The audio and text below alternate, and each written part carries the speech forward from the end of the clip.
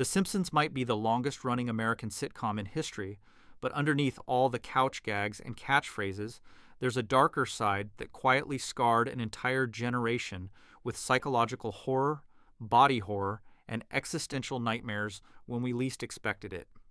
In this video, we're diving deep into the most disturbing episode lore in Simpsons history. And keep watching because we'll reveal the one episode so twisted that even the cast said it went too far. But before we continue the video, make sure to like the video. You know what's crazy? Everyone remembers The Simpsons as that funny yellow family that says, dough and eats donuts. The show that's been on TV since 1989, running for over 35 seasons with more than 750 episodes. It's wholesome Sunday night entertainment that parents let their kids watch without thinking twice. Homer's a lovable idiot. Marge holds the family together. Bart's a troublemaker. Lisa's the smart one. Maggie doesn't talk. Simple, right? Wrong. Because hidden inside those 22-minute episodes are some of the most psychologically disturbing storylines ever animated. We're talking about depression so severe a character contemplates ending it all. Existential crises that make grown adults question reality. Body horror that belongs in R-rated films, not family cartoons. Abandonment trauma that hits way too close to home. And systematic emotional abuse disguised as comedy. The genius of The Simpsons is how it hides this darkness behind bright animation and laugh tracks. Kids see the funny moments and silly voices, but adults watching these same episodes see something completely different. They see realistic portrayals of mental health crises, domestic dysfunction, and crushing disappointment that would be pure tragedy in any live-action show. The Simpsons figured out how to traumatize children while making parents think their kids were just watching harmless cartoons. What makes these disturbing episodes so effective is how they start normal and then gradually reveal the horror underneath. You're laughing at Homer doing something stupid, and then suddenly you're watching a man have a complete mental breakdown. You're enjoying Marge's patient kindness, and then, boom, she's blocking traffic on a bridge having a psychological crisis. The show lures you in with comfort and familiarity, then hits you with genuine trauma when your guard is down. These aren't Halloween specials where everyone expects scary content. These are regular episodes that aired during normal seasons, marketed as family entertainment, watched by millions of kids who had no idea they were about to see something that would stick with them for decades. Parents didn't warn their children. Networks didn't put up content warnings. The Simpsons just casually dropped psychological horror into Sunday night programming and acted like everything was fine. You know what's crazy? Everyone remembers Homer's Enemy from season 8 as that episode where some guy hates Homer. But honestly, when you actually watch what happens to Frank Grimes, this episode is straight up a study in workplace psychological torture that ends with a man's death being treated as a joke. Picture this. Frank Grimes worked his entire life for everything he has. Orphaned at age 4, abandoned by everyone. Had to support himself through sheer determination and endless labor. Got himself through college by working nights at a warehouse. Earned his degree in nuclear physics. Built a career based on merit and hard work. Finally lands a job at Springfield Nuclear Power Plant thinking he's made it. Then he meets Homer Simpson. Homer is everything Frank isn't. Lazy, incompetent, ignorant, and somehow wildly successful. The guy has a beautiful house, a loving family, 2 cars, and a job he's completely unqualified for. Frank lives in a tiny apartment between 2 bowling alleys, alone, with nothing to show for decades of effort. The universe has rewarded stupidity and punished excellence, and Frank can see it all happening right in front of his face. But here's where it gets really disturbing. This isn't just about Frank being jealous or bitter. The episode shows his systematic psychological breakdown as he realizes that hard work means nothing, that merit doesn't matter, and that incompetent people succeed through pure luck while deserving people struggle forever. Every interaction with Homer chips away at Frank's sanity a little more. Homer calls him grimy, even after being told not to. Homer steals his lunch. Homer nearly gets him killed multiple times through sheer carelessness. Homer shows up drunk to work. Homer sleeps on the job. Homer causes safety violations constantly, and nobody cares. Nobody punishes Homer. Nobody even notices. Mr. Burns thinks Homer is a model employee, while Frank, who actually does his job correctly, gets yelled at for trying to save Homer from drinking acid. The breaking point comes when Homer enters a children's contest for building a model nuclear plant and wins. Let that sink in. A grown man enters a kids' competition, submits something a child could make, and gets praised for his achievement. Frank snaps completely. He's been working his entire life to prove his worth, and the world keeps showing him that worth is meaningless. What makes Frank's breakdown genuinely tragic is how real it feels. He starts mimicking Homer, acting like an idiot, pretending he doesn't care about rules or safety. He's not doing this for fun. He's having a complete mental break where he's trying to prove that if Homer can act this way and succeed, then anyone can. It's his last desperate attempt to make the universe make sense. Then he touches high voltage wires and dies instantly. The funeral scene is where this episode crosses from dark comedy into genuinely disturbing territory. Nobody remembers Frank's name. They call him Grimy during the eulogy. Homer falls asleep and starts talking in his sleep about winning their contest, and everyone laughs. They're laughing at a dead man's funeral while the corpse is right there. Frank Grimes worked himself to death, literally, and his final legacy is being a punchline at his own memorial service. The episode ends with Homer still employed, still incompetent, still succeeding despite doing everything wrong. Nothing changes, nothing improves. The universe demonstrated that it will torture good people while rewarding idiots, killed a man to prove this point, and then just moved on, like Frank never existed. What makes Homer's Enemy truly disturbing is how it presents a good person's complete mental destruction as comedy. Frank Grimes worked hard his entire life and got nothing. Homer stumbles through life like an idiot and gets everything. The universe literally tortures someone to death for demanding fairness, and we're supposed to laugh about it. That's not a joke. That's nihilistic horror about how merit doesn't matter and life has no justice. Homer's Enemy shows how the universe punishes people who try too hard. But Homer Badman proves it's even worse when society decides you're guilty without evidence and tries to destroy your entire life. Homer Badman from Season 6 starts like a normal Simpsons episode with Homer and Marge going to a candy convention. They have fun, they eat samples. Homer gets obsessed with this rare, gummy candy shaped like Venus de Milo. Classic Homer, being greedy about food, should be harmless, right? Wrong. On the drive home, their babysitter, Ashley Grant, sits in the back seat. When they drop her off, Homer notices the gummy Venus stuck to her pants. He reaches over and grabs it off her backside. From his perspective, he's retrieving his stolen candy.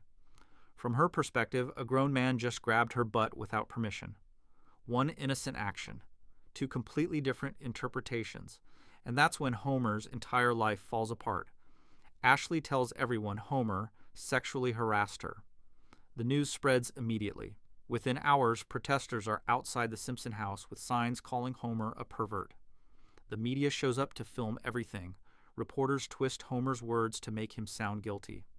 A current affairs show called Rock Bottom does an entire segment painting him as a predator, editing his interview to make him say things he never said.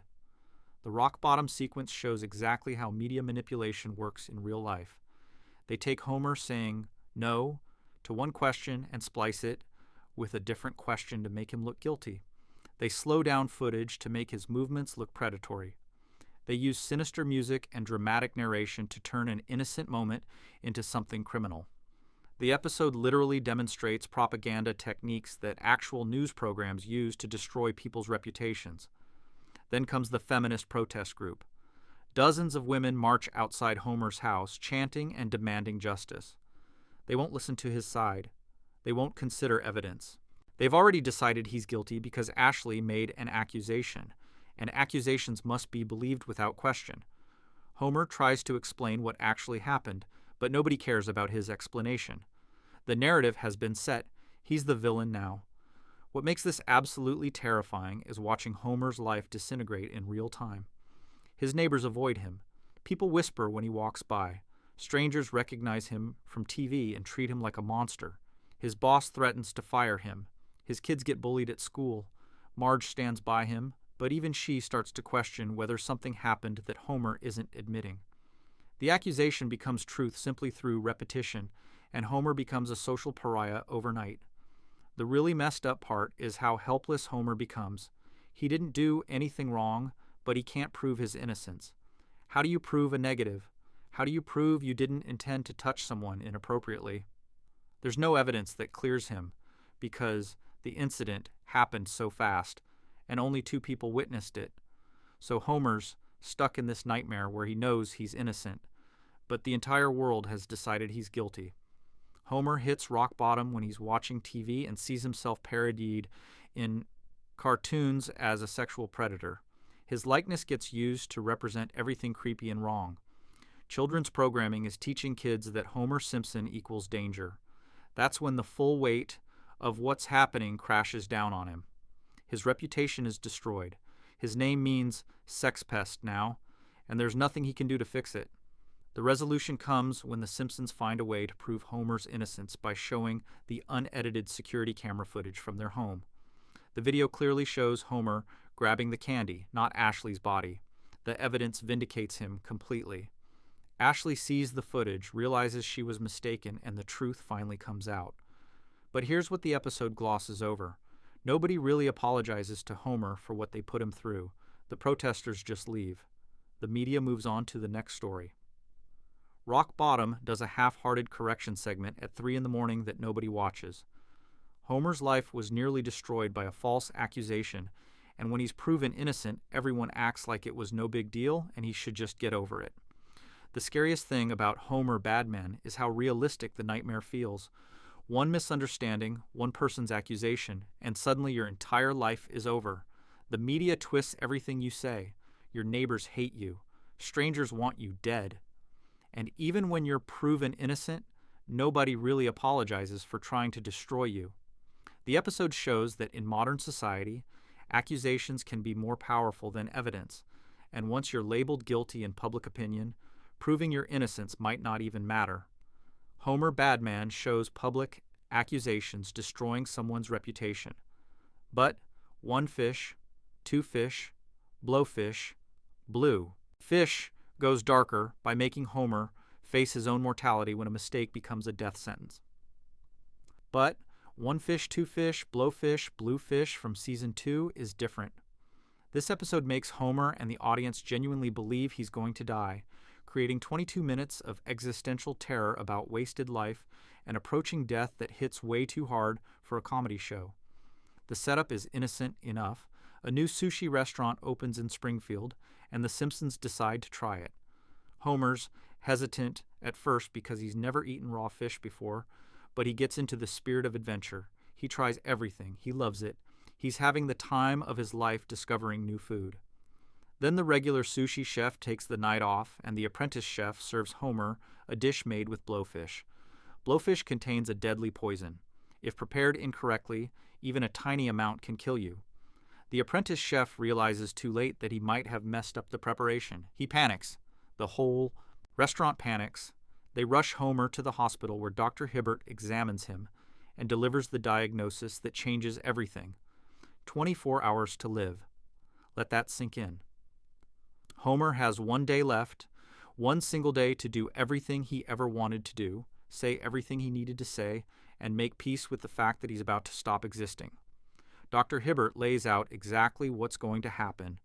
Homer will feel fine for most of the day. Then his body will start shutting down. His heart will stop, and he'll be dead before tomorrow night. The bucket list sequence is where this episode stops being funny and becomes genuinely heartbreaking. Homer makes a list of everything he wants to do before he dies. Be intimate with Marge 1 last time. Make peace with his father. Listen to Lisa play saxophone. Have 1 perfect day with Bart. Tell off Mr. Burns. Eat a delicious meal. See his kids grow up, which he knows he won't get to do but writes down anyway. Picture being in Homer's position. You wake up thinking it's a normal day, and suddenly you have less than 24 hours to accomplish everything meaningful in your entire life. Every goal you postponed, every relationship you meant to fix, every experience you were saving for later. All of it has to happen today or never. Then Homer starts trying to complete his list, and everything goes wrong. He takes Bart to a father-son activity, but they end up fighting.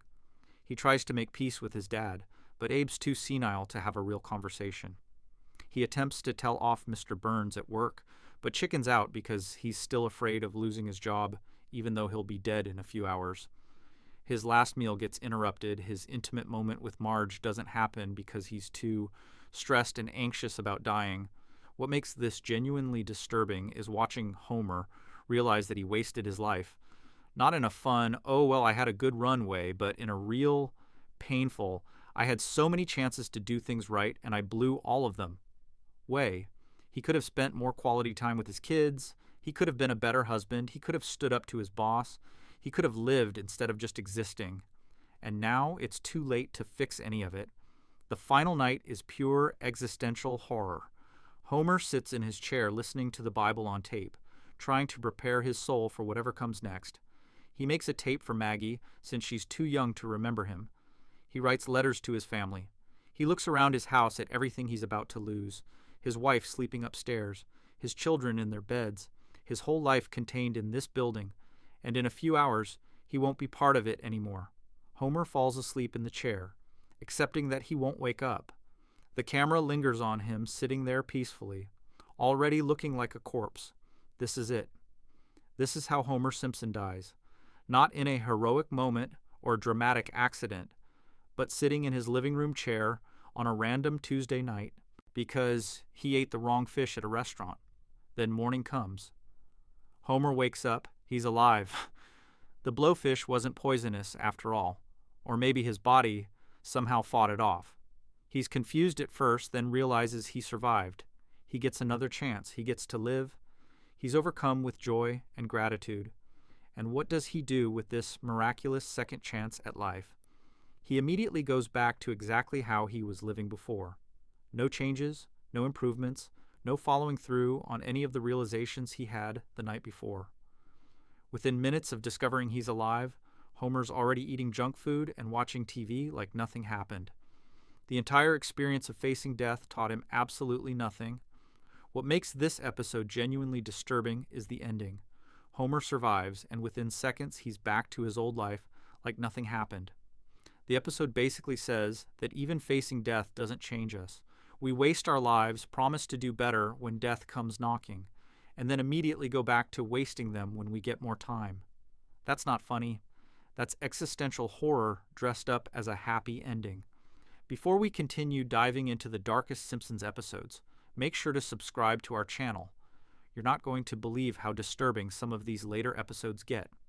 Homer's triple bypass from Season 4 takes the American healthcare nightmare and turns it into an episode where you watch Homer literally dying while his family scrambles to find affordable medical care. This episode is basically a horror story about poverty, medical debt, and how being poor can actually kill you. Homer's been having chest pains for weeks, but he ignores them because he's Homer. At work, he experiences a full heart attack. His arm goes numb. He feels crushing pressure in his chest. He collapses on the floor of the nuclear plant. Everyone can see something's seriously wrong, but Homer insists he's fine and refuses to go to the hospital because he's afraid of what it will cost. When he finally gets examined, Dr. Hibbert delivers the news. Homer needs a triple bypass surgery immediately, or his heart will give out. The operation is the only thing that will save his life, and it costs $40,000. $40,000. The Simpsons don't have that kind of money. Nobody in their income bracket has that kind of money just sitting around for emergencies. Mr. Burns refuses to cover it through the power plant's insurance. Homer's out of options. So his choices are die or find some way to afford surgery that costs more than most people make in a year.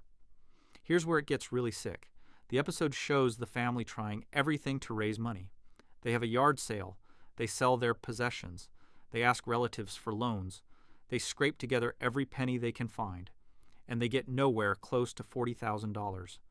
The gap between what they can afford and what they need is so massive that their efforts look pathetic. Then, Homer discovers Dr. Nick Riviera's commercial on TV. Dr. Nick advertises surgery for $129.95. He's a discount surgeon who operates out of a clinic that looks more like a garage than a medical facility. His credentials are questionable at best, but he's the only option Homer can afford, so Homer books the operation. Think about what this means. Homer has to choose between dying or letting an incompetent doctor cut open his chest and perform surgery on his heart. Those are his only two options because proper medical care is priced for rich people, and Homer isn't rich. So he's literally gambling with his life because being poor means you don't get to have the good doctors. The surgery scene is terrifying in how accurately it portrays medical incompetence. Dr. Nick doesn't know what he's doing. He asks where the heart is. He references a book called Surgery for Dummies.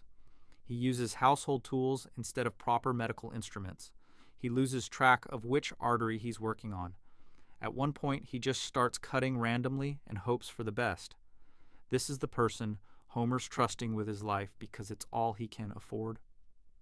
Lisa prays for her father to survive, not for the surgery to go well or for the doctor to suddenly become competent. She prays for a literal miracle because that's the only thing that can save Homer at this point. Modern medicine has failed him. The healthcare system has failed him. Divine intervention is his last hope, and somehow, impossibly, Homer survives. The surgery succeeds despite Dr. Nick's complete incompetence. Homer wakes up with a working heart. His family celebrates. Everything goes back to normal, roll credits, but the episode never addresses what just happened. Homer nearly died because he couldn't afford proper health care. He was forced to use a discount surgeon who had no business performing complex operations. He survived through pure luck, not because the system worked or because anyone helped him. The episode treats this dystopian nightmare as just another wacky Homer adventure, instead of the horrifying indictment of American healthcare it actually is. The message of Homer's triple bypass is absolutely horrifying when you think about it. Poor people literally have to gamble with their lives because proper medical care costs too much. Homer survives through pure luck, not because the system worked, and the episode treats this dystopian nightmare as just another wacky adventure, instead of the indictment of healthcare it actually is. Sure, Treehouse of Horror episodes are supposed to be scary, but The Shinning from Season 6 crosses a line by showing Homer, the lovable doofus we've known for years, actively trying to murder his wife and children with an axe. This segment proves The Simpsons could do legitimate horror when it wanted to, creating images that traumatize kids who thought they were just watching their favorite cartoon. Mr. Burns hires Homer as winter caretaker for his mountain mansion. The family moves in, isolated from civilization, with no way to communicate with the outside world. Burns explicitly warns Homer that the previous caretakers went insane and murdered their families, then casually mentions the mansion has no TV or beer. For Homer, losing access to television and alcohol is basically psychological torture. The isolation starts affecting Homer immediately. With nothing to distract him, his mind begins deteriorating. He paces the empty halls. He talks to himself. His eyes start to take on a manic quality. Then supernatural forces make their move. The ghostly bartender appears and tells Homer that his family is preventing him from being happy. If Homer wants to relax and enjoy himself, he needs to eliminate the source of his stress, his wife and children. What makes this terrifying is how quickly Homer transforms. One minute he's his normal self, complaining but basically harmless. The next minute he's breaking down doors with an axe, screaming about murdering everyone. There's no dramatic transformation scene, no obvious moment where Homer becomes possessed. He just starts hunting his family like it's the most natural thing in the world. The chase through the mansion is shot like an actual horror movie. Long hallways, dark shadows, the sound of an axe dragging on the ground. Marge and the kids running and hiding, knowing that the person who's supposed to protect them is now their biggest threat. Homer corners them in rooms. He smashes through walls. He's relentless and genuinely frightening in a way the show has never presented him before or since. When Marge confronts Homer with a bat, he delivers one of the most chilling lines in Simpsons history. "Give me the bat, Marge. Give me the bat. Come on, give me the bat." The casual way he says it, like he's asking her to pass the salt instead of demanding she hand over her only weapon so he can beat her to death with it. That's pure horror. Groundskeeper Willie tries to help the family by using his ability to shine, psychic communication that lets him sense danger. He appears to save them not once but twice, and Homer murders him both times with an axe. The second time, after Willie's already died once, he shows up again thinking he'll rescue the family for sure this time. Homer just kills him again, more brutally than before. The joke is funny, but underneath it is the reality that Homer murdered someone multiple times. The segment ends with Homer finding a portable television. Instantly, he's distracted from murdering his family and sits down to watch it. Crisis averted. Everyone's safe because Homer got what he wanted. But the episode doesn't undo what we just watched. For 15 minutes, Homer Simpson was a genuine murderer who tried to kill his wife and children, and only stopped because he got bored. What makes the shinning genuinely frightening is how easily Homer transforms from father to murderer. There's no big supernatural transformation scene. He just starts hunting his family like it's the most natural thing in the world. Kids watching this saw their favorite character trying to kill people they loved, which created a specific kind of betrayal that pure horror characters can't achieve. Most people remember Homer Alone from season 3 as that episode where Marge goes on vacation. But honestly, when you actually watch what happens, this episode shows a woman having a complete mental breakdown, blocking traffic on a bridge while contemplating her entire failed life, and then everyone acts like a spa weekend, fixes severe depression. The morning routine establishes how crushing Marge's daily life has become. She wakes up before everyone else. She makes breakfast for the whole family. She packs lunches. She breaks up fights between Bart and Lisa. She feeds Maggie. She cleans up messes. She drives everyone to their destinations. She does laundry. She shops for groceries. She manages the household finances. She does it all while Homer and the kids just make demands without ever asking how she's doing or offering to help. Every single person in Marge's life treats her like a servant who exists to meet their needs. Homer wants his breakfast exactly right. Bart needs money for a field trip. Lisa can't find her saxophone. Maggie needs constant attention. The house is falling apart. The car won't start. Nothing works the way it's supposed to, and Marge is the only one trying to hold it all together. Then she reaches her breaking point. She's driving in traffic, stuck behind other cars, unable to move forward or backward, just trapped in place going nowhere. And she starts screaming, just screaming at the top of her lungs, letting out all the frustration and exhaustion and resentment that's been building up for years. The other drivers stare at her like she's crazy, which makes her feel even more isolated and alone. Marge drives onto the bridge and stops her car in the middle of traffic. She gets out and sits down on the edge, refusing to move. Within minutes, the police arrive. News helicopters circle overhead. Reporters set up cameras to broadcast the scene live. Everyone in Springfield watches this woman having a public psychological crisis, and instead of helping her, they turn it into a media spectacle. The standoff on the bridge isn't played entirely for laughs. You can see Marge's genuine exhaustion and desperation. She's not trying to get attention. She's not making demands. She's just reached the point where she physically and mentally cannot continue living the way she's been living. Her body has shut down and refused to take one more step forward. The police negotiate with Marge like she's a criminal instead of a person having a mental health crisis. Chief Wiggum suggests sending in a SWAT team. The media speculates about her motives. Homer shows up and somehow makes it about him, talking about how this affects his life instead of recognizing that his wife is suffering.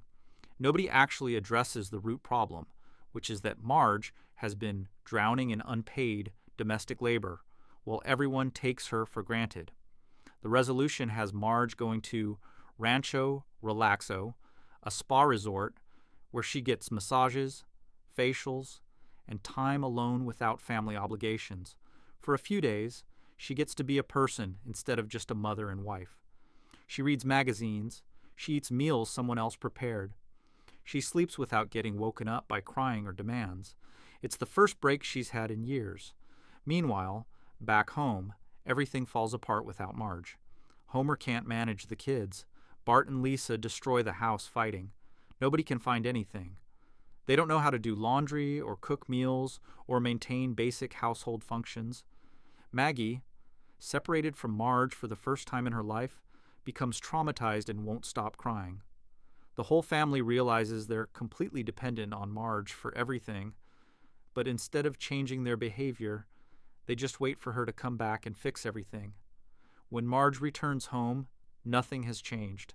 Same house, same family, same overwhelming responsibilities. Homer and the kids are happy to see her, but only because it means their servant is back. Nobody offers to help more. Nobody suggests therapy or redistributing household labor. Marge just goes back to the same life that broke her, except now she's supposed to feel refreshed after her spa weekend. Homer, alone, accidentally created one of the most realistic portrayals of maternal burnout and depression ever shown on television. Marge's breakdown isn't played entirely for laughs. You can feel her genuine desperation. But then the episode suggests that the solution to systematic family dysfunction and mental health crisis is a weekend vacation and some wine. That's not fixing the problem. That's just getting her functional enough to go back to the same hell that broke her in the first place. Homer the Great from Season 6 seems like a silly episode about a secret club with funny handshakes, but look closer and you'll see it's actually a disturbing exploration of how cults work, how secret societies control communities from the shadows, and how desperate people are to belong to something, anything, even if it means giving up their identity and free will. Homer notices that Lenny and Carl have been acting strange. They leave work early for mysterious meetings. They have inside jokes Homer doesn't understand. They share knowing looks that exclude everyone else. Homer feels left out and starts investigating. That's when he discovers they're members of the Stonecutters, an ancient secret society that controls Springfield from behind the scenes. The Stonecutters aren't just a social club, they actually run things. They rig elections to determine who becomes mayor. They keep the metric system out of America. They control the British crown. They keep Atlantis off the maps. These aren't conspiracy theories in the show's universe. They're confirmed facts. A secret organization of men in robes literally controls major world events, and nobody outside the group knows about it. Homer becomes obsessed with joining, not because he cares about power or secret knowledge, but because he's desperate to belong. He wants to be part of something exclusive. He wants friends who include him in their activities. He wants to matter. That desperation makes him vulnerable to exactly the kind of manipulation cults use to recruit members. The Stonecutters reject Homer's application because you can't just join. You have to be born into it or saved from death by a current member.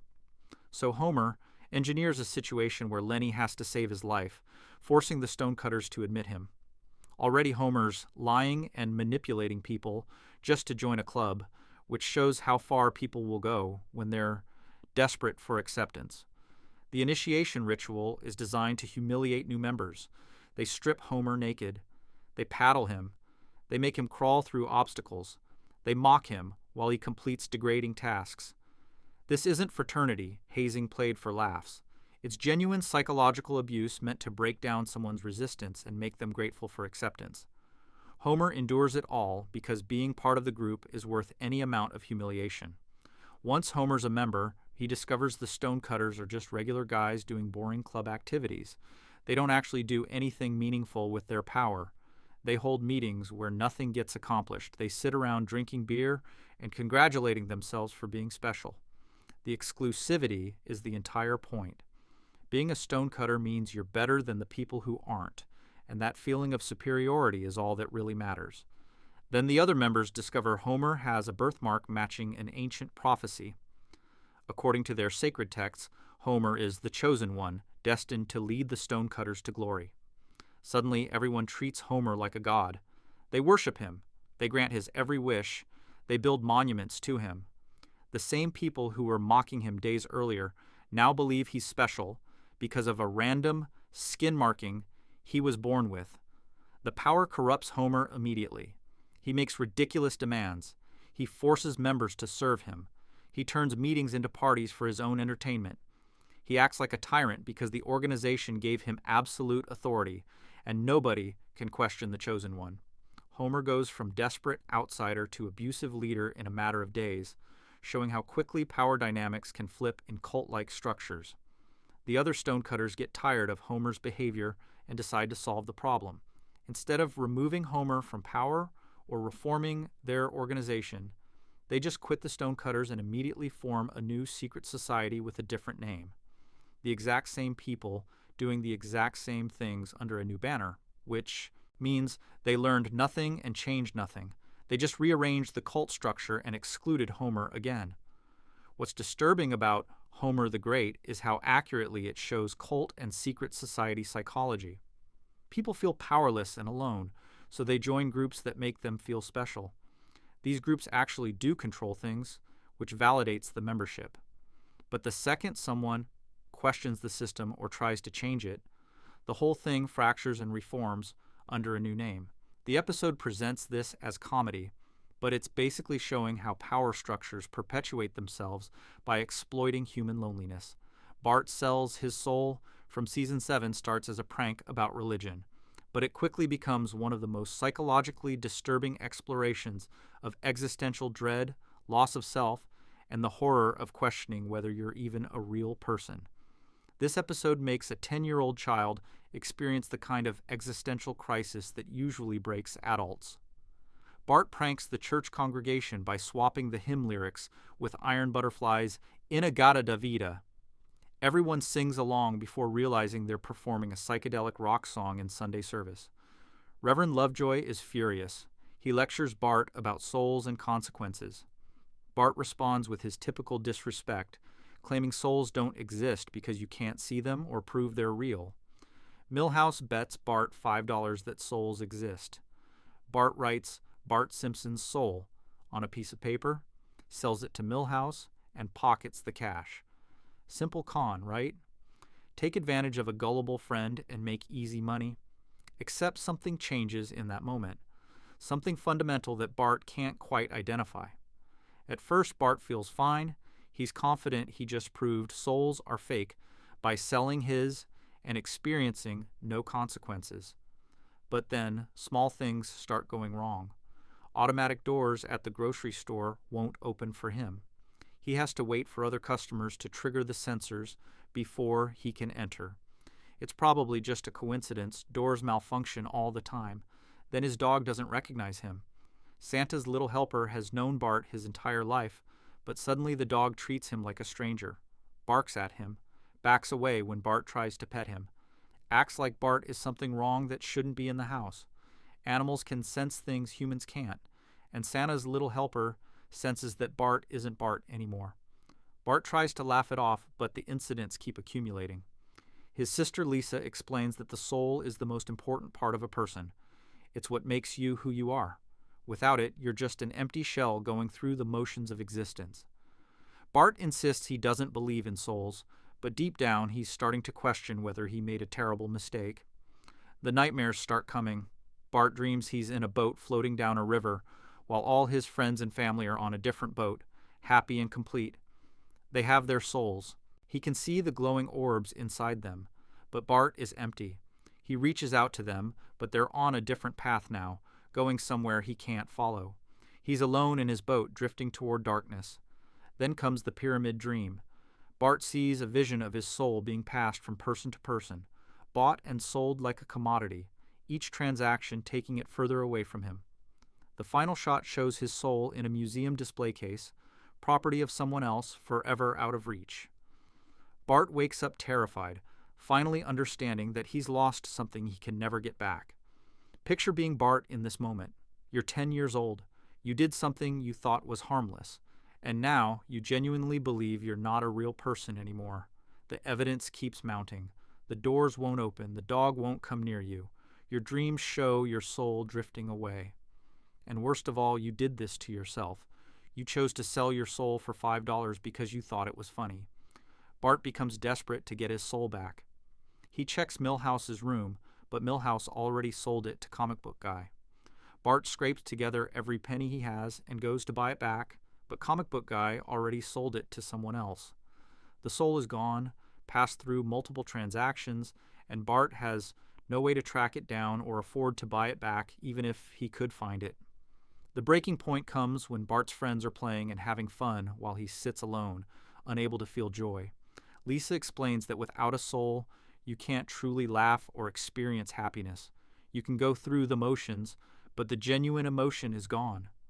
Bart tries to fake laugh along with everyone else, but it sounds hollow and wrong. He can hear the difference. He's not like them anymore. Bart prays. The same kid who pranked church service is now on his knees begging for help from a God he isn't sure he believes in. He admits he was wrong. He admits he's scared. He confesses that he doesn't feel like himself anymore, and he desperately wants to be whole again. It's the most vulnerable Bart has ever been in the entire series. Lisa reveals she bought Bart's soul back from Comic Book Guy to protect her brother. She knew he would regret selling it, so she spent all her allowance money to preserve it, until Bart was ready to reclaim it. She returns the paper to Bart, and instantly he feels complete again. The doors open for him. The dog loves him. He can laugh genuinely. Everything goes back to normal. The horror of Bart sells his soul isn't about religion or belief. It's about a child genuinely questioning whether he's human. Every piece of evidence suggests he's lost something fundamental to his existence. The automatic doors seem silly until you realize Bart actually believes he's not real anymore. That's existential terror that most adults never experience, and the show dropped it on kids watching Saturday morning cartoons. Before I tell you about Homer's terrifying psychological breakdown, make sure to subscribe to our channel. The episodes coming up next get even more disturbing than what you've already seen. The Mysterious Voyage of Homer from Season 8 is that episode with the Johnny Cash, Space Coyote, and trippy animation. But what actually happens is Homer experiences a full-blown psychedelic breakdown where he can't tell what's real, hallucinates a spirit guide, and confronts his deepest fears about his wife leaving him. This episode literally shows drug-induced psychological horror as family entertainment. Springfield holds its annual chili cook-off, and Homer's excited to eat dangerously spicy food. Marge warns him not to embarrass her, which Homer takes as a challenge rather than reasonable advice. When he discovers someone brought insanity peppers, the hottest peppers in the world grown in a mental institution, Homer decides he has to eat them to prove his manhood. Chief Wiggum tries to stop him, explaining that the peppers are literally dangerous and people have been hospitalized from eating them. Homer grabs the peppers and eats them anyway. Not one pepper, but a whole handful. Immediately his reality starts distorting. The world melts around Homer. Colors become too bright. Sounds echo and stretch. People's faces warp into grotesque shapes. He's still at the chili cook-off, but nothing looks right anymore. His brain is under chemical assault, and his perception of reality is collapsing. The animation shifts to match Homer's distorted consciousness, showing the audience what it's like when your mind can't process sensory input correctly. Then Homer hallucinates a talking coyote with Johnny Cash's voice. The coyote acts as a spirit guide, telling Homer to find his soulmate. Homer assumes this means Marge, but the coyote suggests that maybe Homer doesn't actually know who his soulmate is. Maybe the person he married isn't the person he's truly meant to be with. This plants a seed of doubt that will grow throughout Homer's trip. Homer wanders away from the cook-off into the desert, chasing the coyote hallucination. Marge tries to follow him, but Homer's too far gone to recognize her voice. He's trapped inside his own mind now, experiencing what looks like a spiritual journey, but is actually just poison, destroying his brain's ability to distinguish fantasy from reality. The desert sequences show Homer alone in a vast empty landscape, searching for meaning in his life. The coyote appears and disappears, sometimes offering cryptic advice, sometimes just watching Homer struggle. The spirit guide doesn't give clear answers. It just asks questions that make Homer doubt everything he thinks he knows about his own life. Homer reaches a lighthouse, which he believes is a sign showing him the way. He climbs to the top and has a vision of his soulmate. In his hallucination, he sees someone he's meant to be with, someone who understands him completely. The coyote tells Homer he's found what he was looking for, but when the vision clears, Homer realizes the lighthouse is just a lighthouse. There's no mystical revelation, no cosmic truth, just Homer on top of a building, high on pepper toxins, having a breakdown. When Homer finally sobers up and returns home, he believes Marge isn't his soulmate. The drug trip convinced him that his wife is the wrong person and he needs to find someone else. He treats Marge coldly, pulling away from her emotionally because his hallucination told him to. Marge is devastated. She doesn't understand what happened or why her husband suddenly doesn't want her anymore. The marriage crisis is real, even though it's based on Homer's drug-induced delusion. Marge prepares to leave him. She packs her things. She tells Homer their relationship is over if he truly believes they're not meant to be together. This is it. 20 years of marriage ending because Homer ate spicy peppers and had a bad trip. Homer realizes at the last moment that the coyote was wrong. His soulmate is Marge. She's always been his soulmate. The drug-induced vision was lying to him. He begs her to stay, explaining that he was confused and temporarily insane, but he knows the truth now. Marge reluctantly agrees to stay, and they patch up their relationship, but the episode never addresses what actually happened. Homer took drugs, had a psychotic break, lost his grip on reality, questioned his entire marriage based on hallucinations, and nearly destroyed his family because he couldn't distinguish real life from poison-induced visions. The show presents this as a spiritual journey about finding your true self. It's not a spiritual journey. It's a horror story about losing your mind. What makes the mysterious voyage of Homer disturbing is how it normalizes complete psychological breakdown as a fun adventure. Homer literally loses his grip on reality, can't tell hallucinations from real life, and confronts genuine fears about his marriage ending. The episode presents this drug-induced mental break as spiritual enlightenment instead of the terrifying loss of control it actually represents. Homer's Phobia from Season 8 won awards for being progressive, and yeah, it has a positive message, but watching Homer systematically try to change his son's personality through increasingly dangerous masculine activities because he's terrified Bart might be gay is genuinely disturbing content disguised as social commentary. The episode starts when the Simpsons need money and decide to sell an old heirloom. They take it to a collectibles shop owned by John, voiced by John Waters. John is openly gay, knowledgeable about antiques, and charming. The family likes him immediately. Homer invites John to their house for dinner. They become friends. Then Homer discovers John is gay. Suddenly everything changes. The man Homer liked and respected becomes someone dangerous in Homer's mind. He forbids John from visiting. He refuses to associate with him. He acts like John's sexual orientation is a threat to his family's safety. Marge calls out Homer's bigotry, but Homer insists he's not prejudiced. He just needs to protect his children from influences. That's when Homer notices Bart dancing to music and wearing a Hawaiian shirt. In Homer's paranoid mindset, these are warning signs that Bart might not be stereotypically masculine enough. He starts obsessing over everything Bart does, looking for evidence that his son is gay. The way Bart walks, the way he talks, his interests, his clothing choices. Homer becomes convinced that unless he intervenes immediately, Bart will turn out gay. So Homer designs a plan to make Bart more masculine through exposure to stereotypically manly activities. First stop, hunting. Homer takes Bart, Barney, and Moe to shoot reindeer. He gives Bart a gun and tells him to kill animals to prove his manhood. When Bart can't pull the trigger on a living creature, Homer sees this as confirmation that something's wrong with his son. The hunting trip goes badly. The reindeer turn aggressive and start attacking the men. Everyone runs for their lives. Bart gets separated from the group, cornered by an angry animal. Homer's toxic masculinity plan literally put his son in danger of being gored to death by a reindeer, and Homer still thinks he's doing the right thing. John shows up and saves everyone using his skills and knowledge. The scene deliberately shows that the openly gay man is braver, more capable, and more masculine than Homer's traditional tough guy friends.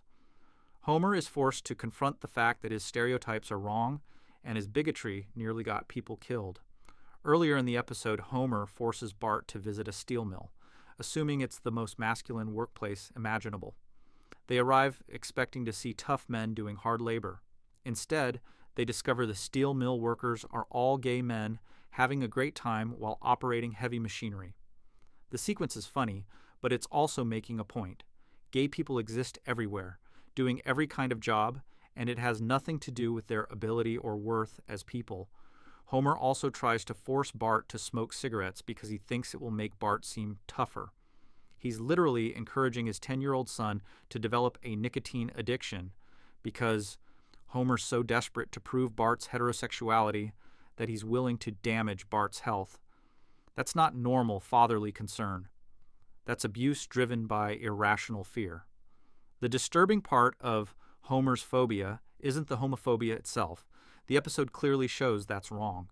It's watching a father so terrified of his son's potential identity that he repeatedly puts that child in dangerous situations trying to force change. Homer, literally, gets Bart attacked by reindeer because he'd rather his son be injured than possibly gay. The episode has a good message, but getting there requires watching child endangerment played for laughs. Most Simpsons episodes treat Bart's bad grades as a running joke.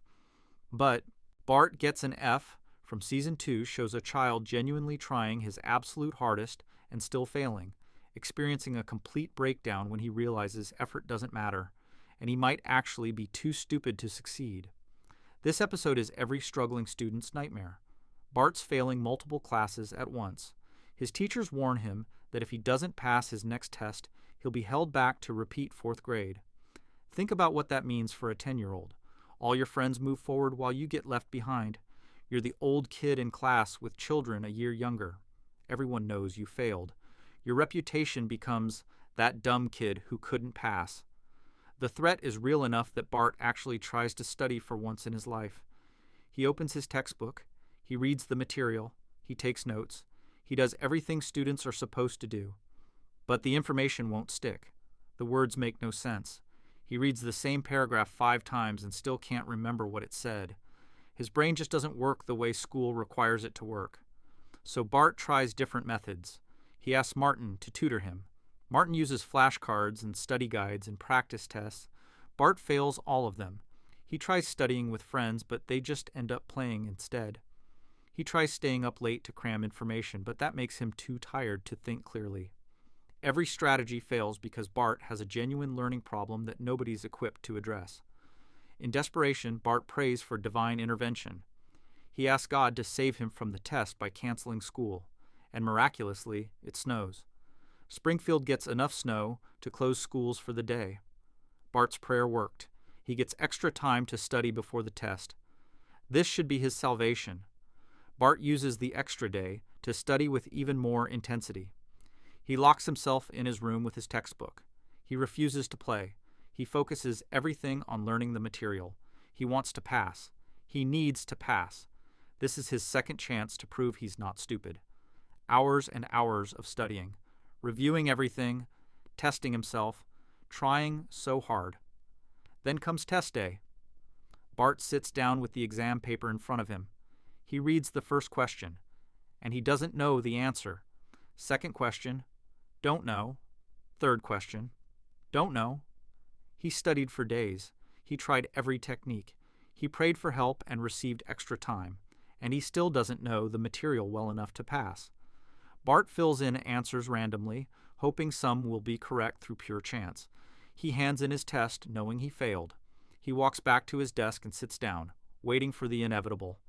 Mrs. Crabapple grades the test right there in front of the class. She marks wrong answers with a red pen, more and more red marks, the whole page turning red with failure. She calls Bart to her desk and shows him his score. 59%. He needed 60% to pass. He missed passing by a single point. One more correct answer would have saved him. But he failed, and now he's going to repeat 4th grade.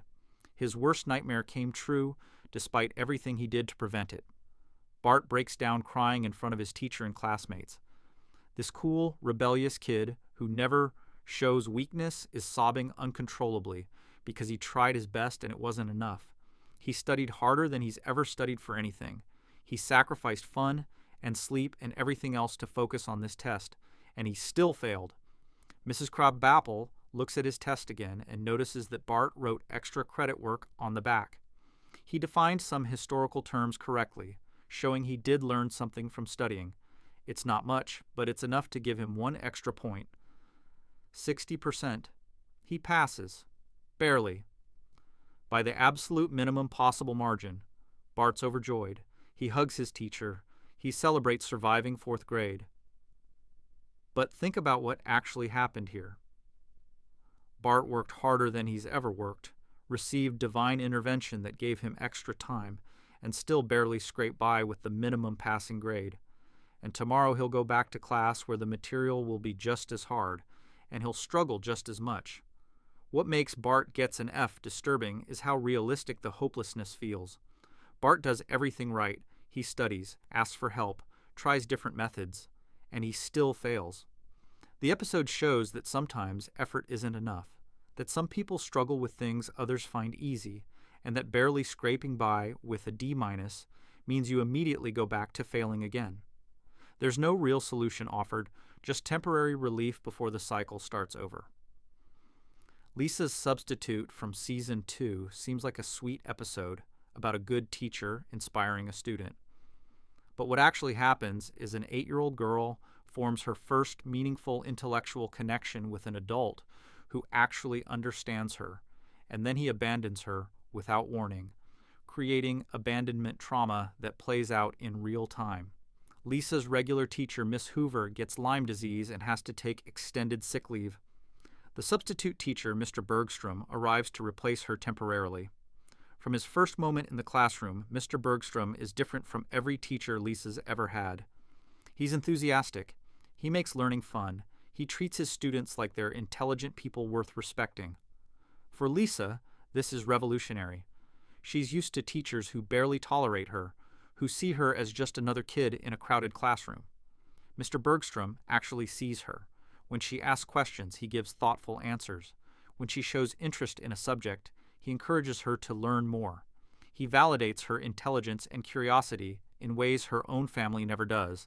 They connect over literature and music and ideas.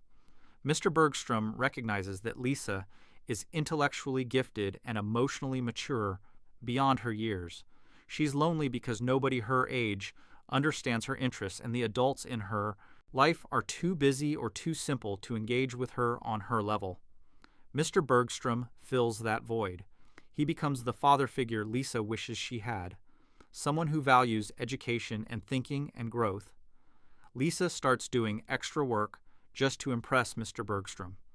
She reads ahead in textbooks. She prepares presentations. She competes for his attention and approval like her life depends on it. Because, in a way, it does. This is the first time an adult has made her feel special for being smart instead of weird.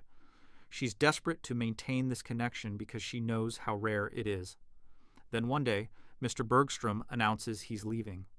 Miss Hoover recovered faster than expected, so his temporary position is over. He's accepting a new substitute teaching job in another city. He'll be gone by the end of the week. Just like that, the person who changed Lisa's life is walking away. Lisa doesn't take the news well. She begs Mr. Bergstrom to stay. She offers to help him find reasons to remain in Springfield. She suggests he could teach at the school permanently. She becomes increasingly desperate, and her desperation makes Mr. Bergstrom uncomfortable. He tries to gently explain that he has to leave, but Lisa doesn't want gentle explanations. She wants him to stay. The final day comes too quickly. Mr. Bergstrom says goodbye to the class, but Lisa can't accept it. She runs to the train station, hoping to catch him before he leaves town. She's determined to make one last plea for him to stay, or at least to get a proper goodbye that acknowledges how much he meant to her. Lisa finds Mr. Bergstrom on the train platform. She's out of breath from running, crying, barely able to form words. She tells him she needs him to stay because nobody else understands her.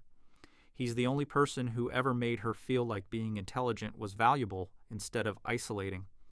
Without him, she'll go back to being alone with her books and her saxophone, appreciated by nobody. Mr. Bergstrom gives Lisa a note. He tells her to read it when she's feeling down and needs encouragement. Then he boards the train. Lisa watches it pull away, taking Mr. Bergstrom out of her life forever. She opens the note immediately, hoping it contains something profound that will make his departure hurt less. The note says, "You are Lisa Simpson." That's it. That's the entire message. Lisa is supposed to find comfort in being reminded of her own identity. Mr. Bergstrom is telling her that she doesn't need him because she's already everything she needs to be. It's meant to be empowering. But to Lisa, it feels like a brush off. Lisa goes home devastated. She tries to talk to Homer about what happened, hoping her father will understand how much pain she's in. Homer completely misses the point. He makes jokes. He tries to cheer her up with silly antics. He doesn't grasp that his daughter just experienced her first real heartbreak. Not romantic heartbreak, but the loss of someone who truly understood her soul. The episode ends with Lisa accepting that Mr. Bergstrom is gone and she has to move forward without him. The parallel plot about Bart running for class president also concludes, with Bart losing the election and feeling like a failure. The Simpson children both learned hard lessons about disappointment and loss, and there's no magical solution that fixes everything. The devastating truth of Lisa's substitute is that sometimes the people who understand you most can't stay in your life. Mr. Bergstrom gave Lisa something she desperately needed, intellectual validation and genuine connection, and then he left. The note telling her, "You are Lisa Simpson," is supposed to be inspirational, but it's actually tragic. She already knew who she was. What she needed was someone who understood her to stay, and he didn't. Mother Simpson from Season 7 answers the question nobody thought to ask, where is Homer's mom? And the answer is absolutely devastating. She's been hiding from the government for 27 years after becoming a radical activist, meaning Homer grew up thinking his mother was dead or didn't love him enough to stay. This episode is about childhood abandonment trauma. Homer's been carrying his entire life. The episode begins with Homer trying to skip work by faking his own death. Through a series of mishaps, the town believes Homer actually died. The city declares him legally dead. They carve his name on a tombstone. And when Homer goes to see his own grave, he discovers something shocking. His mother already has a grave right next to his. Mona Simpson died 27 years ago, according to the tombstone. Homer's been living his entire adult life believing his mother was dead. But when he touches the grave, a stranger approaches him and warns him to leave. Homer realizes something's wrong. He investigates further and discovers his mother isn't dead at all. She's been hiding in Springfield under assumed identities, watching Homer from a distance but never contacting him. Mona reveals herself to Homer, and they reunite after nearly 3 decades apart. Homer's initial reaction is joy and relief. His mother is alive. She came back, but that joy quickly turns to anger and confusion. If she's been alive this whole time, why did she abandon him? Why did she let him believe she was dead? What could possibly justify leaving your child for 27 years? Mona explains through flashbacks. In the 1960s, she was a hippie activist protesting various social causes. She joined a group of radicals who broke into Mr. Burns's biological weapons laboratory to destroy his germ warfare experiments. They succeeded in sabotaging the lab, preventing Burns from using biological weapons, but the FBI identified Mona as one of the activists. She became a wanted fugitive. The government gave Mona 2 choices: go to prison for decades, or disappear and never contact her family again. She chose to run. She abandoned her husband, Abe, and her young son, Homer, to live underground, moving from town to town, using fake names, always hiding from authorities. In her mind, she made a noble sacrifice, giving up her family to fight for justice and avoid imprisonment. But from Homer's perspective, his mother just left him. He was a child who needed his mom, and she chose her political activism over staying with him. She chose to prioritize her principles over her son's well-being. Every day of Homer's childhood, he wondered if his mother loved him or if he did something wrong to make her leave. That wondering shaped who he became as an adult. The reunion is bittersweet. Mona tries to reconnect with Homer, asking about his life and meeting his family. But there's a 27-year gap that can't be bridged with a few conversations. She missed everything: Homer's entire childhood, his teenage years, his wedding, the births of his children. Every important moment happened without her. She's a stranger wearing his mother's face. Then Mr. Burns discovers Mona is back in Springfield. He's still angry about the laboratory incident from decades ago and wants revenge. He contacts the FBI to report her location. Suddenly, Mona's in danger again. The government agents close in. She has to run again. She has to abandon Homer for a second time. The final goodbye scene is heartbreaking. Mona tells Homer she loves him and she wishes she could stay, but the FBI will arrest her if she doesn't leave immediately. Homer begs her not to go. He just got her back. He's not ready to lose her again. But Mona has no choice. She kisses Homer goodbye, gets in a car, and drives away into the night. After she's gone, Homer climbs onto the hood of his car in the middle of a deserted road. He sits there alone, staring up at the stars, completely silent. No dialogue, no music, no jokes, just Homer processing the fact that his mother abandoned him twice now. The silence stretches on for what feels like forever in TV time. The episode ends without resolving anything or making Homer feel better. The final scene of Mother Simpson is one of the most quietly devastating moments in Simpsons history. After Mona leaves again, Homer just sits on his car watching the stars in complete silence. No joke, no music, just a man processing the fact that his mother abandoned him twice now, and he understands why, but it still hurts. That silence speaks louder than any dialogue could. It's the sound of childhood trauma you never fully heal from. Moaning Lisa from Season 1 is technically the first time The Simpsons did something genuinely dark. This episode shows an 8-year-old girl experiencing what looks like clinical depression, unable to smile, unable to feel joy, unable to see the point in anything, and the resolution is basically teaching her to fake being happy so other people feel comfortable. Lisa wakes up sad. Not sad about anything specific, just sad. She goes through her morning routine mechanically, eats breakfast without tasting it, goes to school without caring, sits in class staring at nothing. Her teacher asks if she's okay, and Lisa can't even articulate what's wrong because nothing happened to cause this. She just feels empty. At recess, other kids play and laugh while Lisa sits alone. She doesn't want to join them. She has no energy for games or social interaction. Other children ask if she wants to play, and Lisa says no without explanation. They think she's being rude or stuck up, but really she just can't fake enthusiasm she doesn't feel. In gym class, Lisa gets hit in the face with a dodgeball. Hard. The other kids laugh. The teacher doesn't intervene. Lisa doesn't even react to being hit. The pain barely registers because emotional pain has overwhelmed physical sensation. She's so numb that a ball to the face seems trivial compared to the weight crushing her from inside. Marge notices Lisa's sadness and tries to help, but Marge's advice is terrible. She tells Lisa to smile even when she doesn't feel like it. Fake happiness so others don't worry. Pretend everything's fine. Put on a mask and perform normalcy until the sadness goes away on its own. Marge means well, but she's basically teaching her daughter to hide depression instead of addressing it. Lisa tries following her mother's advice. She forces smiles. She pretends to be interested in things. She acts like she's okay when people ask. But the fake smiles feel wrong. The forced enthusiasm drains what little energy she has. Performing happiness when you're depressed is exhausting, and Lisa's just a kid who shouldn't have to perform emotions to make adults comfortable.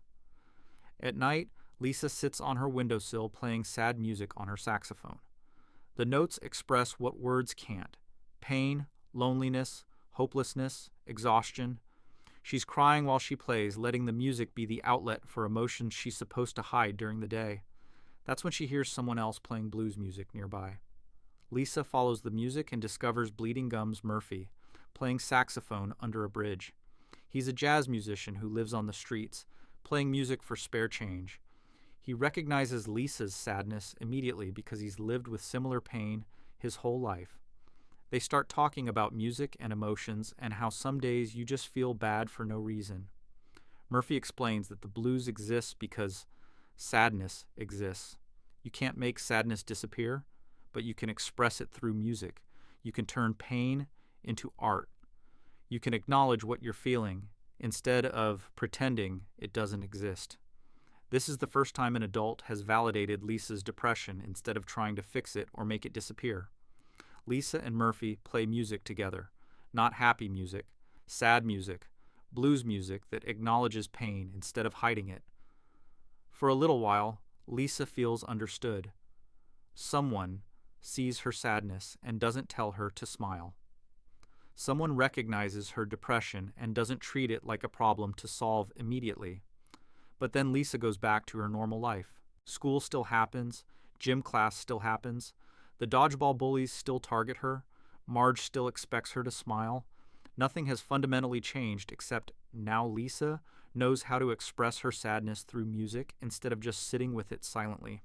The episode presents this as growth and healing. Lisa learned a valuable lesson about emotional expression. She found an outlet for her pain. But actually what happened is Lisa learned to hide her depression more effectively.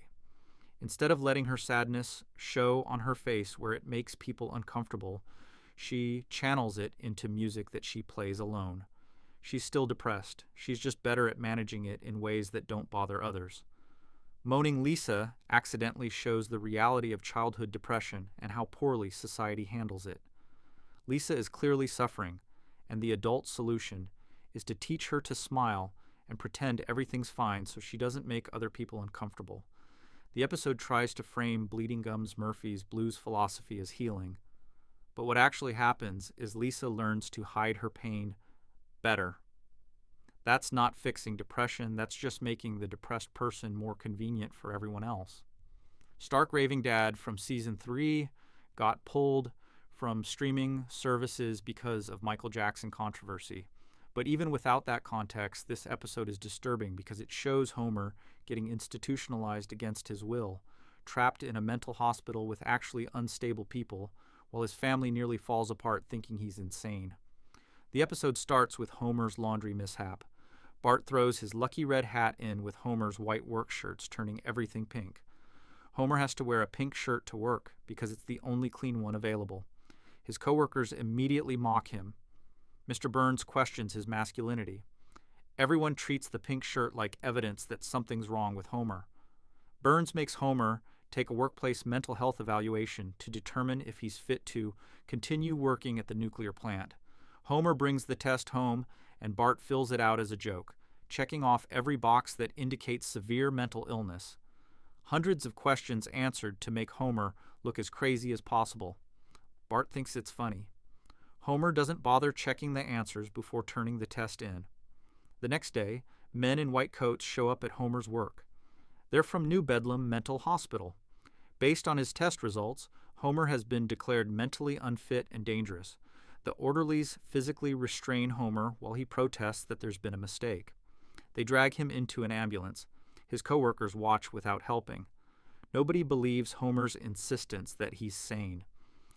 At the mental hospital, Homer tries to explain the pink shirt and the test mix-up, but the doctors don't believe him. Every explanation Homer offers sounds like a rationalization from someone in denial about their condition. The more Homer insists he's sane, the crazier he seems to the staff. He's trapped in a catch-22 where defending his sanity is treated as proof of insanity. Homer's assigned to a room with a roommate who claims to be Michael Jackson. The man speaks and sounds exactly like Michael Jackson, performs Michael Jackson's dance moves, and fully believes he's the famous pop star. But he's a large white man who obviously isn't Michael Jackson. He's clearly delusional, which terrifies Homer because he's now roommate with someone genuinely mentally ill. The Michael Jackson character is gentle and kind to Homer. He tries to help Homer adjust to institutional life.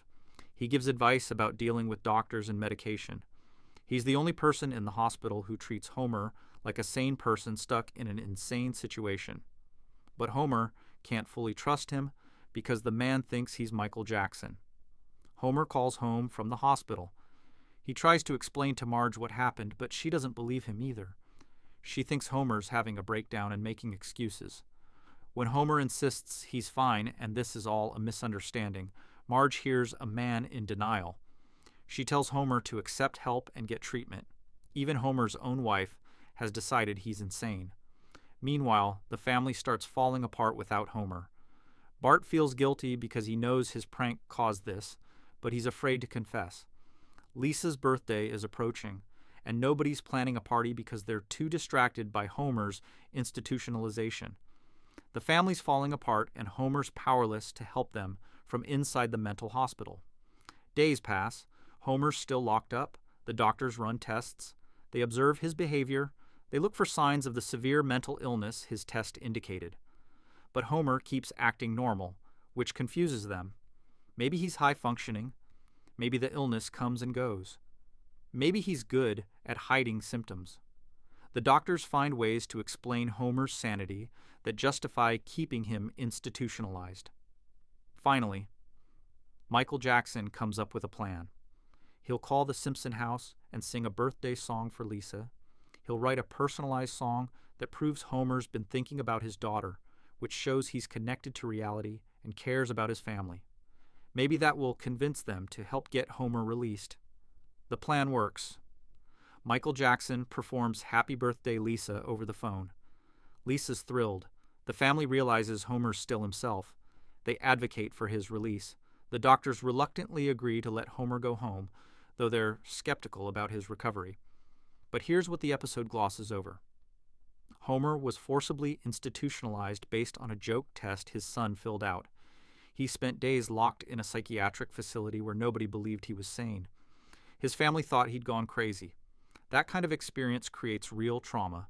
Losing your freedom, having everyone doubt your grip on reality, being unable to convince anyone you're okay. The episode ends with a song and pretends everything's fine. It's not fine. Homer just survived something genuinely horrifying. Most Simpsons characters who disappear just stop appearing in episodes, but Round Springfield from season 6 actually kills Bleeding Gums Murphy on screen, forces Lisa to confront death and grief, and shows a child processing the permanent loss of her mentor.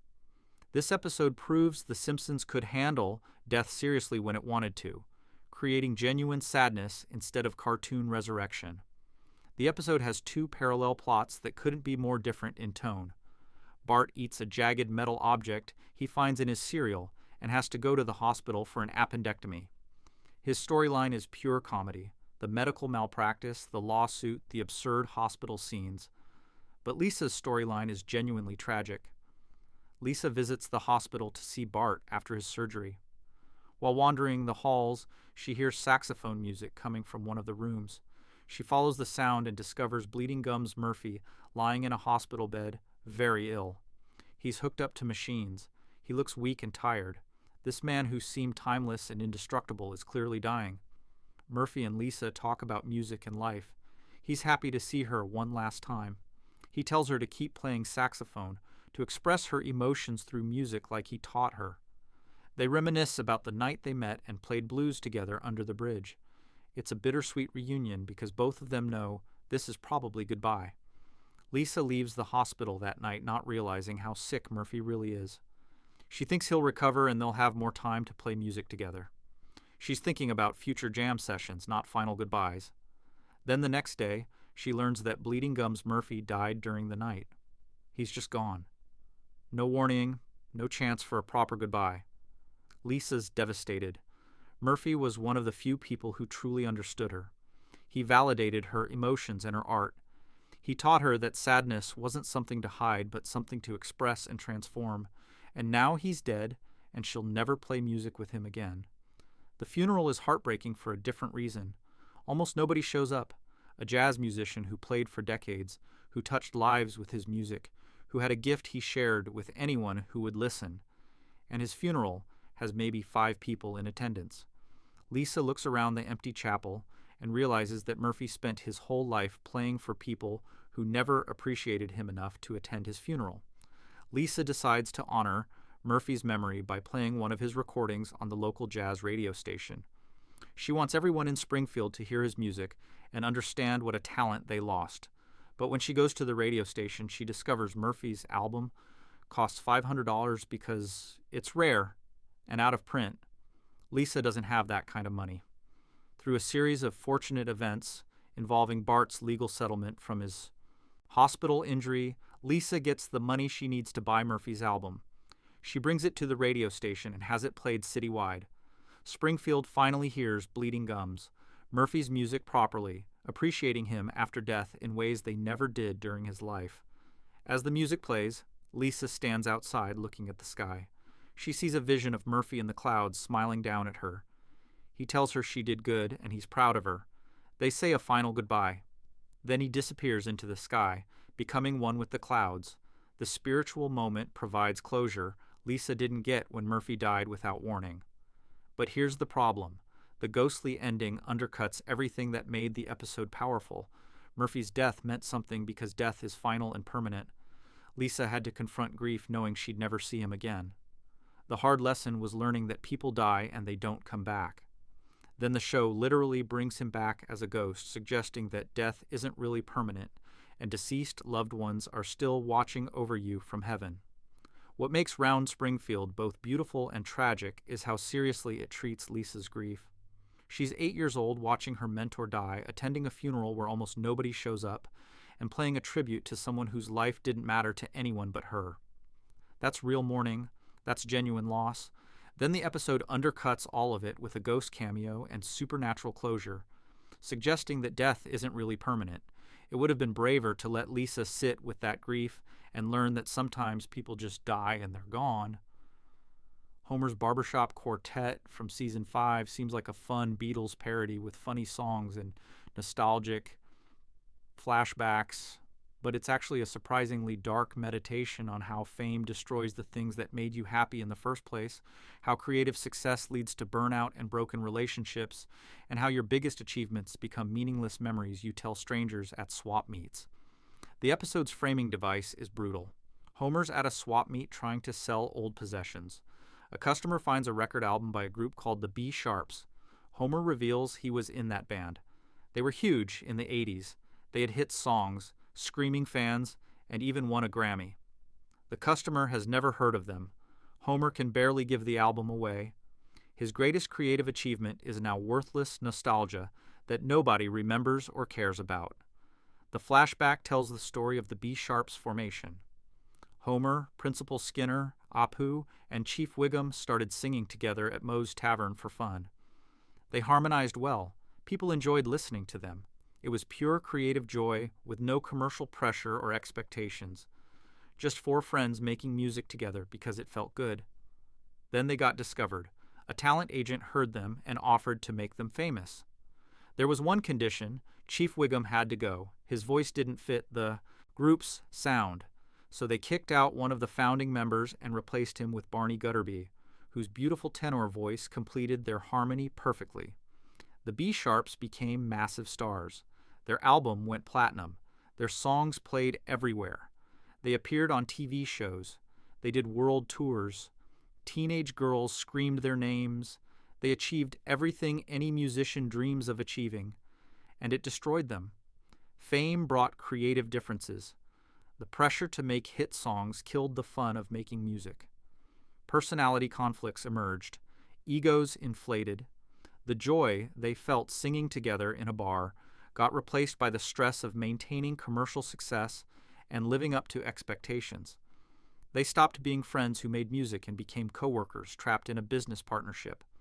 Then Barney met a Japanese conceptual artist who became his girlfriend.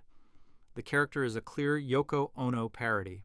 She attended their recording sessions, gave unsolicited opinions, and created tension within the group.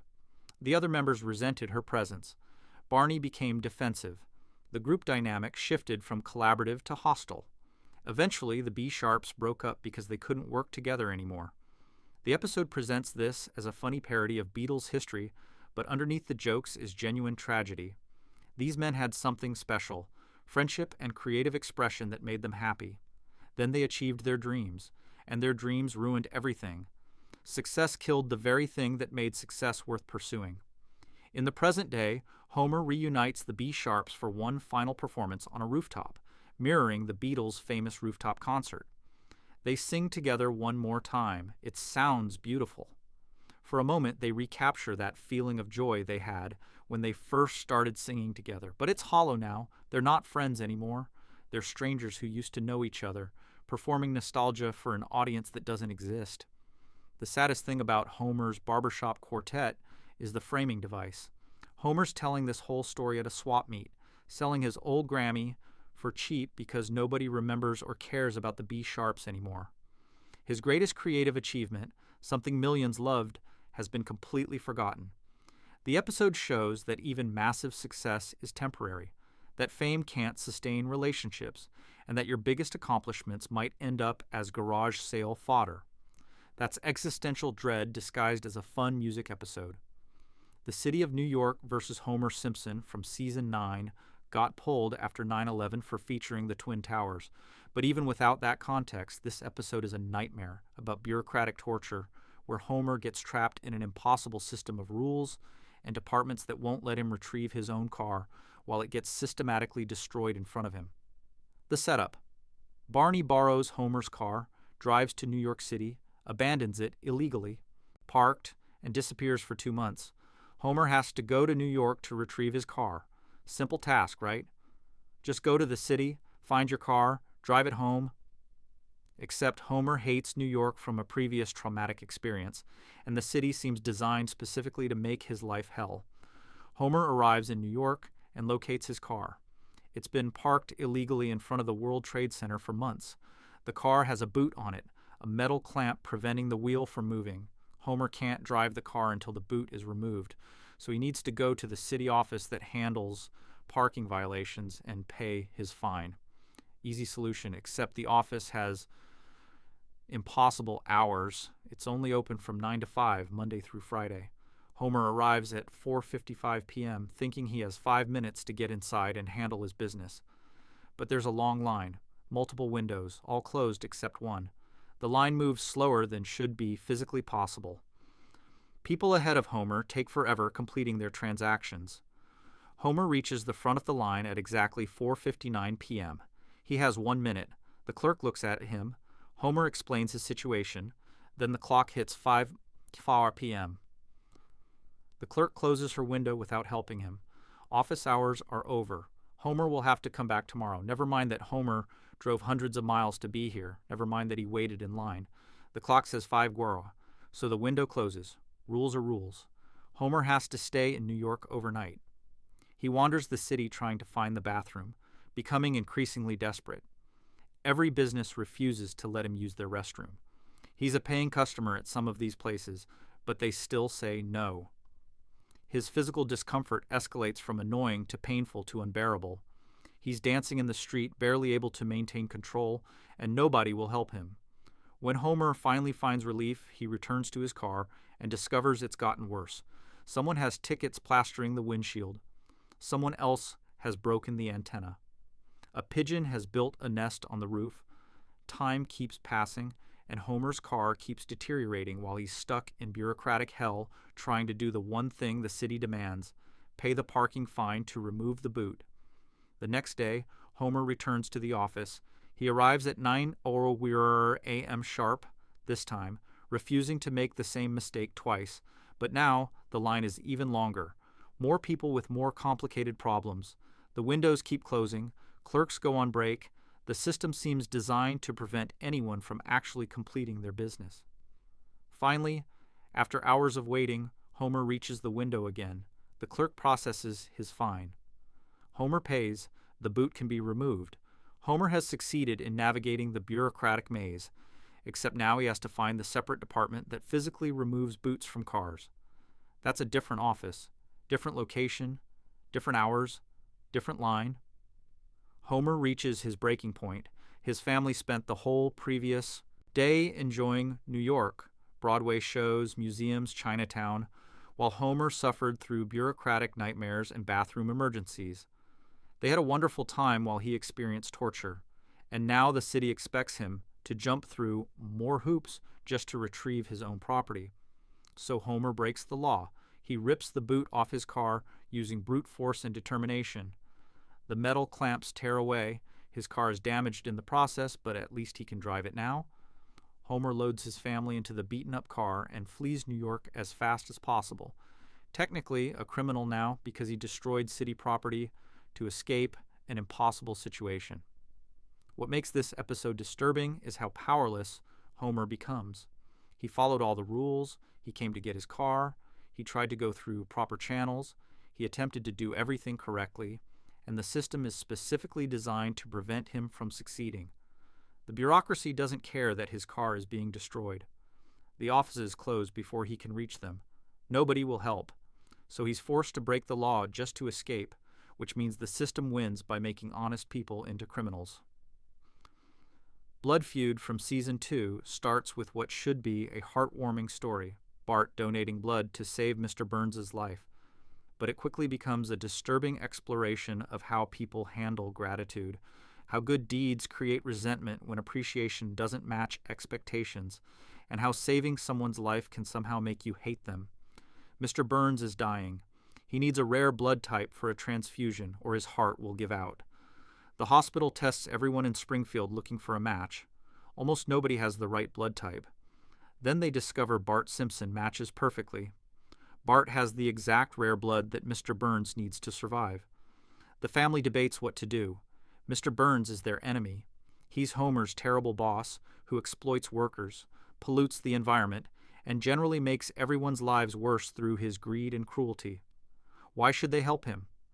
Why should Bart give his blood to save a man who doesn't deserve saving? Homer argues they should let Burns die. This is karma. This is justice. A bad man facing natural consequences.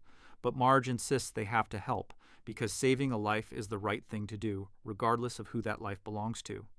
The moral choice is to donate the blood even if the recipient is awful. Bart agrees to do it because his mother says it's right. Bart donates blood, the transfusion works, Mr. Burns survives. He's going to live because a child gave him a literal piece of himself to keep an evil man's heart beating.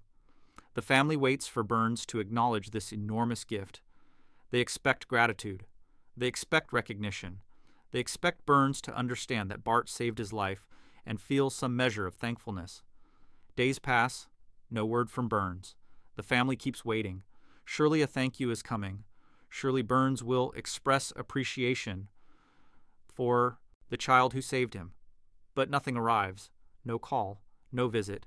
No acknowledgement whatsoever. The family starts to get annoyed. Homer especially becomes angry that Burns won't even say thank you. Finally, a card arrives from Mr. Burns. The family rushes to open it, excited to receive the gratitude they've been waiting for. The card says, "Thank you," in generic printed text. No personal message, no specific acknowledgement of what Bart did. Just a standard thank you card like you'd send someone who gave you a birthday present. Enclosed with the card is a gift, an Olmec head statue. The Olmec head is a large stone artifact worth thousands of dollars. It's an objectively valuable gift. Any normal person would be thrilled to receive it, but Homer's furious. He expected something more. He expected Burns to treat saving his life as worthy of enormous gratitude. A statue isn't enough. Money would have been better. A job promotion would have been better. This gift feels insulting given what Bart sacrificed. Homer writes an angry letter to Mr. Burns, explaining how inadequate his thank you was. He details everything Bart did to save Burns's life. He calls Burns an ungrateful miser who doesn't deserve the gift he received. He mails the letter in a rage, feeling righteous about demanding proper appreciation. Immediately after mailing it, Homer realizes he made a terrible mistake. The letter will make Burns angry. Burns will fire Homer. The family will lose their income. All because Homer couldn't accept the thank you gift graciously and move on. Bart tries to retrieve the letter before Burns reads it, but he fails. Burns receives the letter and reads every word. The family lives in fear, waiting for Burns's response. Days pass with no word. The tension builds. Homer's convinced he's going to lose everything because he complained about insufficient gratitude. Then Burns's assistant calls the Simpsons to Mr. Burns's mansion for a meeting. At the mansion, Burns gives the family a tour of his possessions. He shows them priceless art, rare treasures, and historical artifacts worth millions. Every room contains unimaginable wealth. Burns explains that he has everything money can buy. He's the richest man in Springfield. What could anyone possibly give him that would matter? Burns admits the Olmec head was picked arbitrarily by his assistant. He didn't put thought into the gift because he doesn't know how to express gratitude for something as abstract as his own life. Material possessions mean nothing to someone who has everything. The only thing Burns truly gained from the transfusion was more time, and he doesn't know what that time is worth or how to thank someone for it. The conversation doesn't resolve anything. Burns doesn't apologize for his insufficient thank you. The Simpsons don't apologize for demanding better. Everyone just acknowledges that expressing and receiving gratitude is complicated when life and death situations get involved. The episode ends without a clear moral lesson or happy resolution. Blood Feud understands something dark about human nature. We don't do good deeds purely from kindness. We do them expecting something back, even if we don't admit it. Bart saved a man's life and immediately started keeping score. Homer helped his son do something noble, and then got angry when the reward wasn't good enough. The episode doesn't offer a solution or moral lesson. It just shows that we're all kind of petty and transactional even when lives are on the line. So it's come to this. A Simpsons clip show from season 4 is technically a clip show, which usually means filler episode, but the framing story is genuinely disturbing. Bart's April Fool's prank literally nearly kills Homer, putting him in a coma for weeks, and when Homer wakes up, his first instinct is to violently attack his own child. This episode shows how toxic the prank war dynamic actually is. April Fool's Day arrives, and Bart plans an elaborate prank. He's been preparing for weeks, gathering materials and plotting the perfect joke to get Homer. Meanwhile, Homer's also planning pranks, creating a cycle of escalating tricks where father and son compete to humiliate each other in increasingly dangerous ways. Homer microwaves Bart's left shoe, rendering it unwearable. Bart retaliates by tampering with Homer's beer can. He shakes it violently, building up extreme pressure inside the can, then superglues it shut so Homer can't open it safely. The pressure inside becomes dangerous. The can swells to twice its normal size. It's essentially a bomb. Homer doesn't notice anything wrong. He's excited to drink his beer after work. He grabs the can and pops the tab. The built-up pressure explodes outward with enough force to create a massive blast. The explosion is so powerful, it destroys part of the house. Homer gets rushed to the hospital with severe injuries. Bart's prank literally nearly murdered his father. At the hospital, doctors explain that Homer's in a coma. His brain suffered trauma from the explosion. They don't know when or if he'll wake up. The family has to wait and hope Homer recovers. Bart realizes he might have actually killed his dad with a stupid prank. The weight of what he's done crashes down on him. The Simpson family gathers at Homer's bedside. They sit with him for hours, days, weeks. They tell stories and reminisce about better times, hoping Homer can hear them somehow. The clip show format uses this bedside vigil to show flashbacks of Homer's past adventures, framing them as the family's memories rather than just recycled footage. Marge cries. Lisa prays. Maggie stares at her father's unconscious body. Bart sits in guilt-ridden silence, knowing this is his fault. If Homer dies, Bart killed him. If Homer wakes up with brain damage, Bart caused it. The prank that was supposed to be funny became an act of violence with real consequences. Time passes slowly in the hospital. The doctors say Homer's condition isn't improving, his brain activity remains minimal. The family starts to accept that Homer might never wake up, that this coma might be permanent. They begin discussing what life will look like without Homer, how they'll survive financially, how they'll function as a family with their father gone. Then, against all odds, Homer starts to wake up. His eyes flutter open. He sees his family gathered around him. They're overjoyed. Marge throws her arms around him. Lisa cries with relief. Maggie reaches for her father. Homer's alive. He survived. Everything's going to be okay. Except it's not okay. The first thing Homer sees clearly is Bart, and Homer's immediate response is rage. He lunges at Bart, hands outstretched, and starts strangling him. No happy reunion, no forgiveness, no acknowledgement that the prank was an accident, just immediate violence against his son. Homer tries to kill Bart right there in the hospital room, while Marge and Lisa try to pull him off. The episode ends with Homer choking Bart while everyone screams. Roll credits. The toxic cycle of pranks and violence continues uninterrupted. Nothing was learned. Nothing changed. Bart nearly killed Homer. Homer spent weeks in a coma. The family suffered immensely. And the second everything returns to normal, they go right back to hurting each other.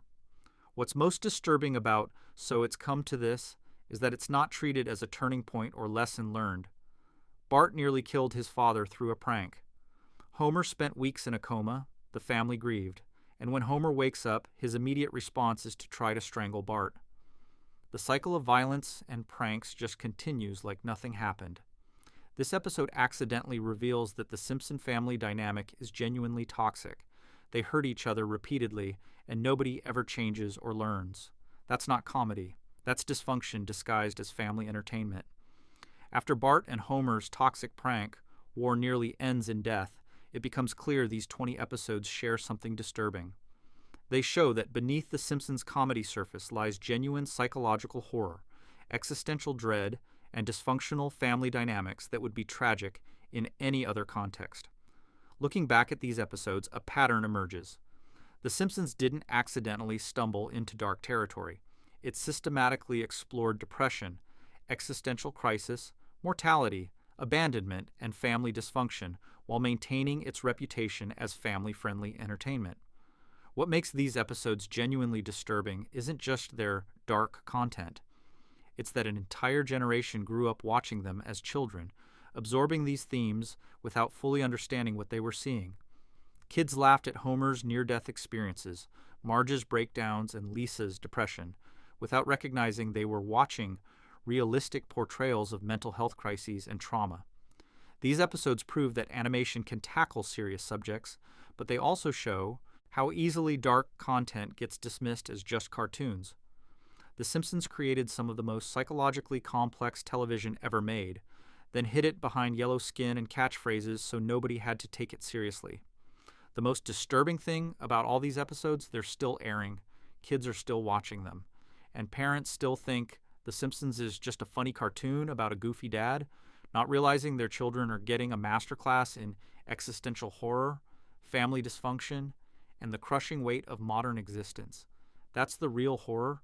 We all saw it, we all survived it, and nobody talks about how much it actually messed us up. If these episodes disturbed you as much as they disturbed me, make sure you're subscribed, and let me know in the comments which Simpsons episode traumatized you the most.